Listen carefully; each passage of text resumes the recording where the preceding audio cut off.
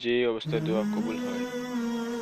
১. নামাজের জন্য আজান দেওয়ার সময়। ২. আজান ও তাকবীরের মাঝামাঝি সময়। ৩. জিহাদের ময়দানে কাতারবন্দী অবস্থা। ৪. ফজর নামাজের পর। ৫. নফল নামাজে সিজদায় আরবিতে দোয়া করলে। ৬. কোরআন তেলাওয়াত করার পর। ৭. কোরআন শরীফ খতম করার পর।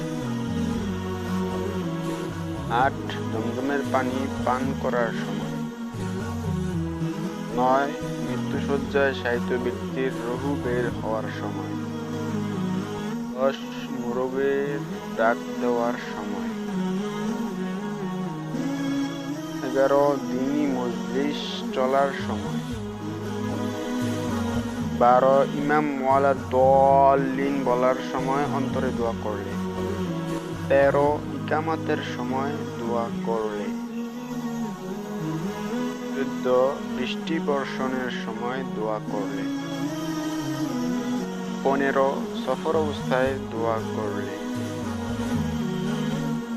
১৬. হাজী সাহেব হজ থেকে আসার পর তাকে দিয়ে দোয়া করালে।